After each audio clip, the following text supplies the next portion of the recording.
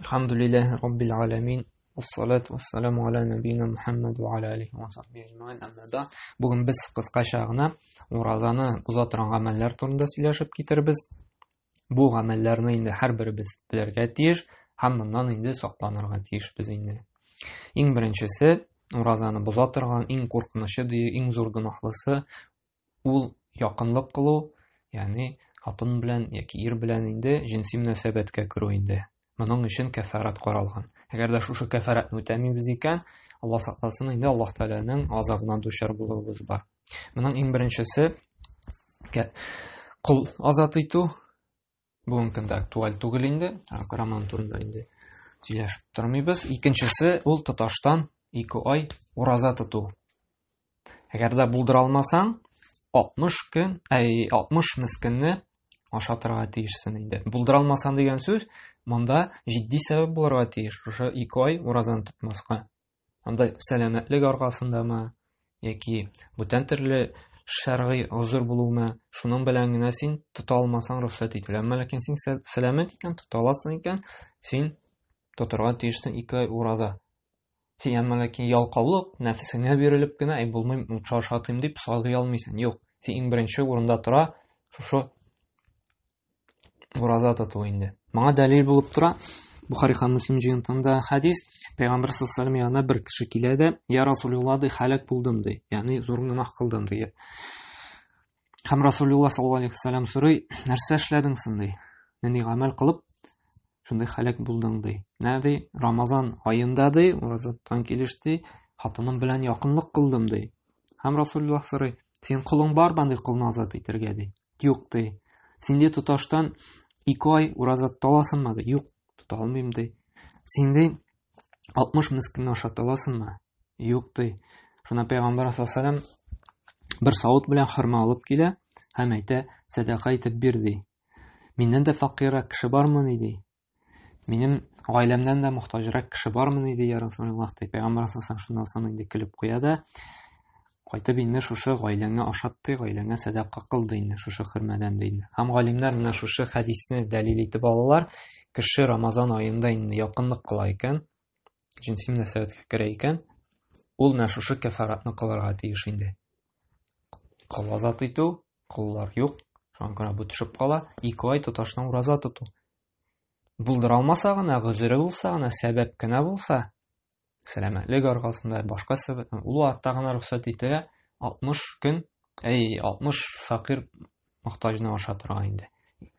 Әгәр дә инде тота ала икән, сәламәтлек бар икән, ул 60 мискинне ашата алмый, ул ураза тотырга тиеш була инде. Икенче сәбәп ул мәни чыгу инде. Мәсәлән, кеше хатынын кочаклады икән, үпте икән инде, һәм мәни чыгып китте икән, бу кеше инде уразасын бузган була, һәм моңа инде каза кылырга кирәк була.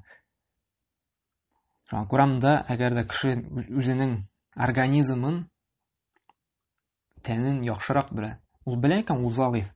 Кочаклый, үби икән хатынын инде, мәнисе чыга икән, бу сакланырга тиеш, ураза тоткан вакытта кочаклау үбүдән инде ярак булырга тиеш. Әгәр дә белә икән, бер нәрсә дә булмый, мәнисе чыкмый, бу атта рөхсәт ителгән, кочакларга да, үбеп алырга да инде.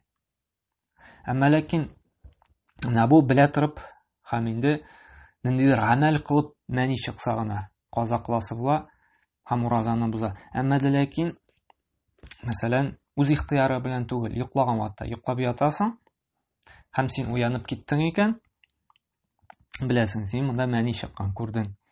Бу вакытта сиңа каза кыласы юк, уразан бузылмый, уразаны дәвам итәргә кирәк. Чөнки бу үз ихтыярың белән түгел. Моны инде организм үзе чыгарган була. Моның өстендә бернинди дә инде гөнаһ булмый, һәм уразасы да дөрес була инде. Һәм өченче сәбәп инде ул ашау һәм эчү.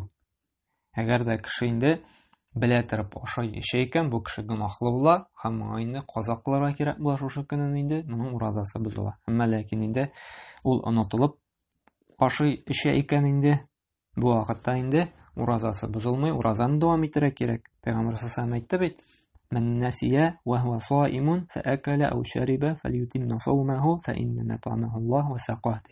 Кемдә кем ураза вакытында онытып ашады, эчте икән ди, ул уразасын дәвам итсен ди. Яғни уразасы бозылмый, уразаны дәвам итәргә кирәк.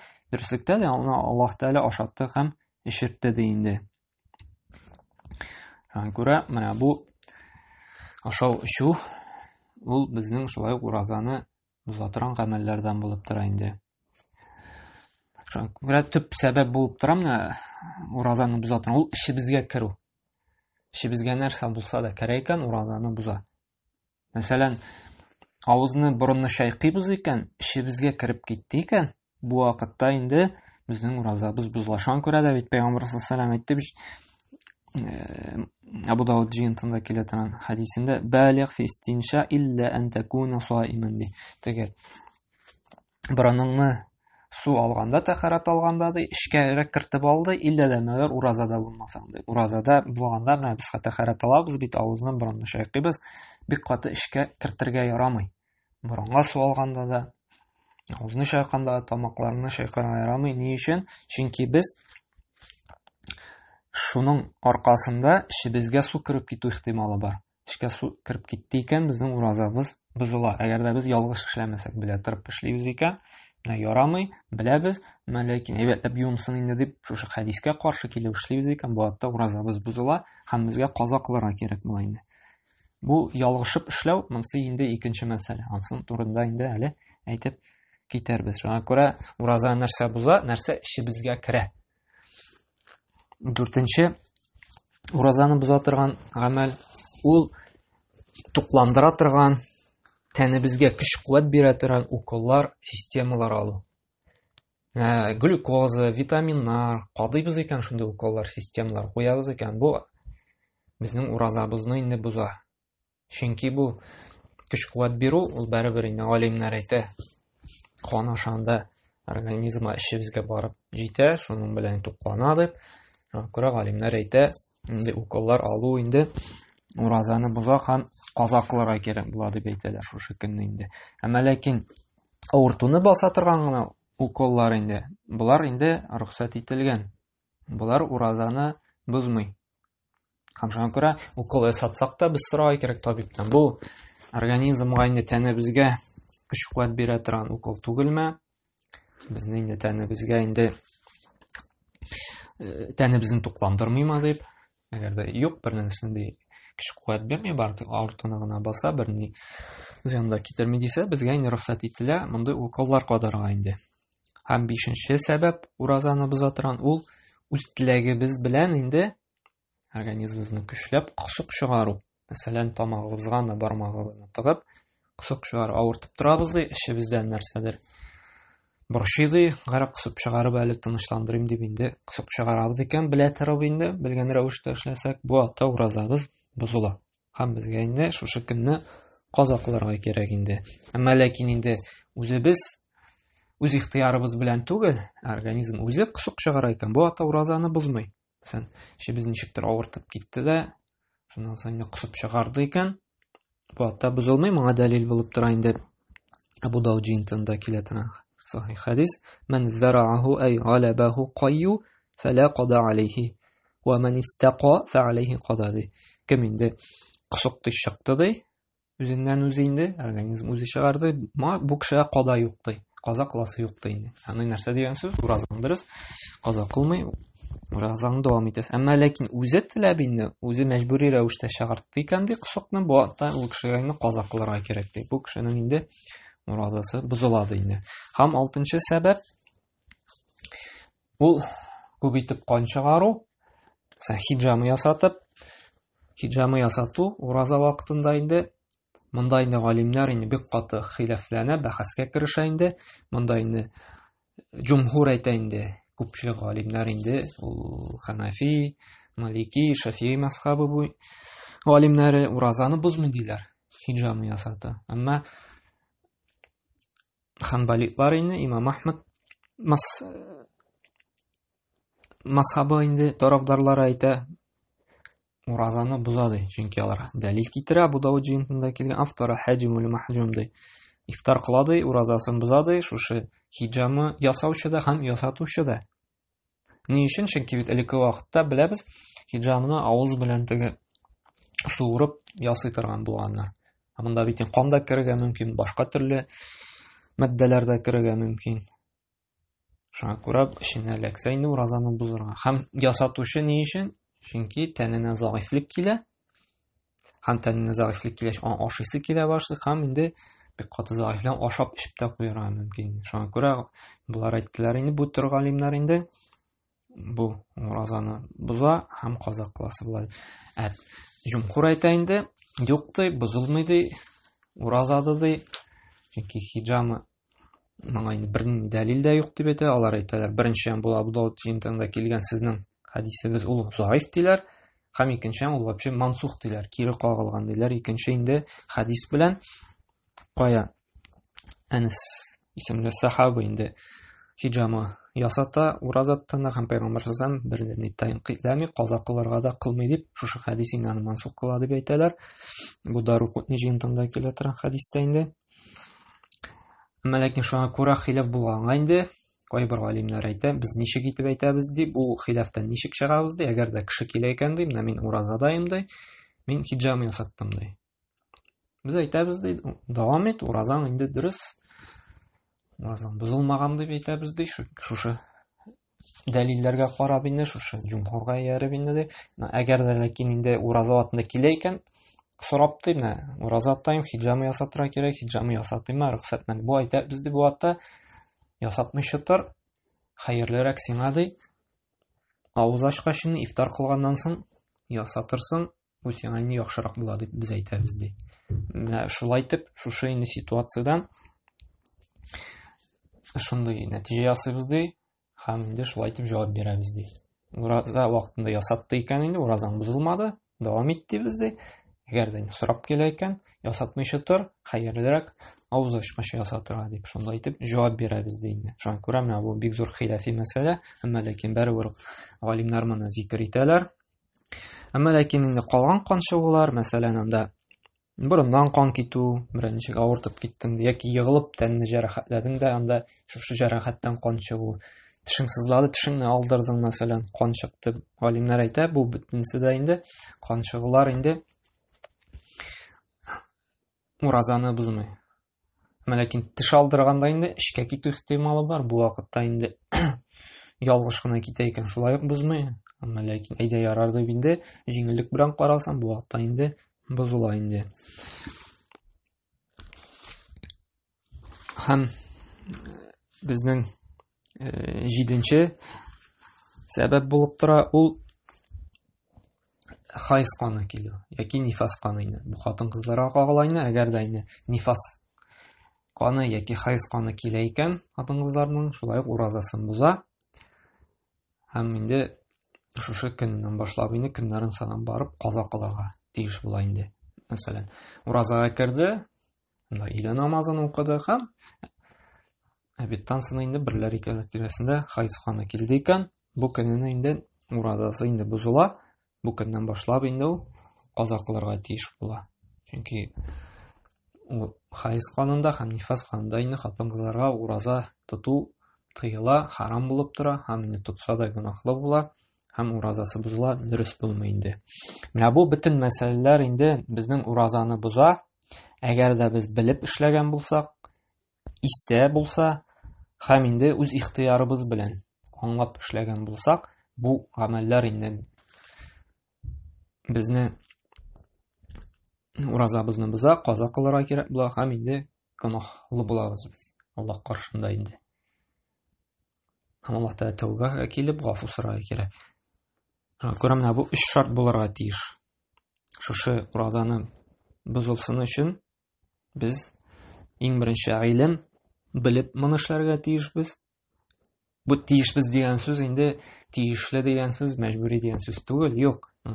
Бу галимнәр әйтә, шушы гөнаһлы булабыз, каза кирәк була. Беренче шарт ул белү, гыйлем. Икенчесе истә булу. Өченчесе инде ирекле булу, ягъни безнең сайлау хукукы булырга тиеш инде. Һәм без моны сөйләшеп китәбез. Әгәр дә беренчесе гыйлем диде. Әгәр дә кеше белмичә эшли икән, шушы санап киткән уразаны боза торган 7 гамәлне белмичә эшли икән, бу вакытта бу кешегә инде гөнаһ язылмый. Һәм Аллаһ каршында инде шушы җавапка тартылмый. Мәсәлән, кысык чыгару, шулаймы? Кысык чыгару хөкемен белмәде ул. Эше әзрәк авыртып китте, кысыгын чыгарды, һәм инде уразасын дәвам итте. Каза да кылмады. Бу дөрес, чөнки галимнәр әйтә, ул гыйлеме булмагач, гыйлемсез вакытта ул кичерелә ди.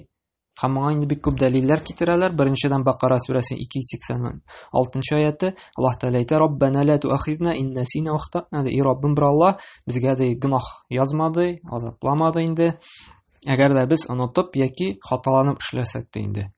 Һәм Аллаһ Тәгалә шулай Ахзаб сүрәсенең 5 аятында әйтә: "Ва лайса алейкум джунахун фима ахтатум бихи, валакин ма та'аматтум кулубукум". Сезгә дә хаталанып эшләсәгез ди гынах юк ди. Иллә дә мәгәр белә торып, калебләрегез уяу булып эшләгән булсагыз гына гынах бар ди инде. Һәм Аллаһ Тәгалә ди гафу итүче, рәхимле ди. Һәм Пәйгамбер саллаллаһу алейһи ва сәлләм дә әйтте. Ибн Маҗин җыентында килә торган хадисендә: "Инналлаһ таҗаваза ли уммати анил хата ва нисян". Ди. Аллаһ Тәгалә ди гынах язмый ди, әгәр ул хаталанып яки онытып эшләгән булса да ди инде. Шуңа күрә кеше хөкемен белмәгән булса инде, гыйлемсезлек аркасында эшләсә, шулай аның уразасын бузмый, ул гынахлы булмый. Икенчесе нәрсә дидек? Исендә булган булса ди, белеп эшләсә дидек. Шулаймы? Исендә тотып. Әгәр дә инде онытып эшләсә, бу вакытта шулай ул гынахлы булмый, һәм инде аның уразасы бузылмый. Моңа инде без дәлил китердек. Ашау-эчү буенча, шулаймы? Ул безнең Бухари җыентында килә торган хадисендә нәрсә ди Пәйгамбер саллаллаһу алейһи ва сәлләм: "Мен насия ва хуа саимун фаакала ау шариба фалютимма саумаху фаиннама та'амаху Аллаһ ва сақаһу" диде. Әгәр дә кеше онытып ашаса, эчсә ди, ул уразасын инде дәвам итсен ди, чөнки дөреслекдә Аллаһ Тәгалә ашатты, ишетте ди. Менә монда инде оныту һәм менә алдагы аятларда да сөйләштек бит, Аллаһ Тәгалә газаплама, онытып, хаталанып эшләсәк, һәм шулай сездә дә гынах юк, әгәр дә сез онытып эшләсәгез ди, илә дә белеп эшләсәгез ди. Шуңа күрә кеше онытып, ялгышып эшли икән, менә бу санап киткән гамәлләрне ураза боза торган, шулай ук аңа гынах язылмый, һәм инде уразасын дәвам итәргә кирәк. Уразасы аның бозылмый. Һәм өченчесе нәрсә ди? Ихтияр, ягъни сайлау хукукы булырга тиеш. Әгәр дә ул мәҗбүр ителсә, шулай ук уразасы бозылмый, аңа гынах язылмый. Чөнки Пәйгамбер саллаллаһу алейһи ва сәлләм әйтте бит, Ибн Маҗах һәм Байхақи җыентында килә торган хадистә: "Инналлаһ таҗаваза ан уммати хата'a ва нисяна ва ма сукриху алейһи" диде. Аллаһ Тәгалә гынах язмый ди үз уммәтенә ди, әгәр дә ул хаталанса ди, яки онытып эшләсә ди, яки инде мәҗбүр ителеп эшләсә ди инде. Аны мәҗбүр иттеләр ди, уразасын бозырга, ифтар кылырга, бу атаның уразасы дәвам итә. Уразасы инде бозылмый, гынахлы булмый.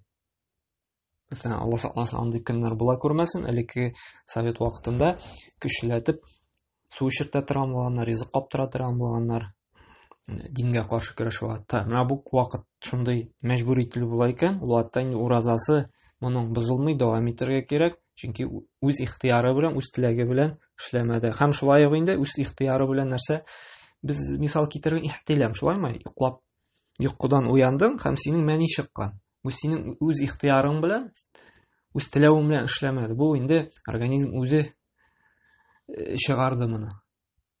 Һәм монда шулай ук сиңа бернинди инде гынах та язылмый. Шуңа күрә менә бу уразаны боза, тагын бер кыскача гына инде кабатлап китәбез. Уразаны боза, менә бу 7 гамәл. Әгәр дә без белеп, уяу булып, онытмыйча эшләсәк, һәм инде үз ихтиярыбыз белән эшләсәк. Әгәр дә инде белмичә хөкемен, гыйлемсезлек белән яки онытылып, яки инде үз ихтиярыбыз белән түгел, бу вакытта инде безгә гынах язылмый, һәм уразабызны инде дәвам итәргә кирәк, уразабыз инде бозылмый. Һәм Аллаһ Тәгалә инде шушы гамәлләрдән сакланып, камил уразалар тотып чыгарга насыйп эйләсен. Уразабызга берни кимчелекләр дә килмичә, шушы гамәлләрдән сакланып, уразаларыбызны тотып чыгарга Аллаһ Тәгалә насыйп эйләсен. Субханакалла бихамдик ва ашһаду ан ла илаха илля анта астагфирука ва атубу илейк.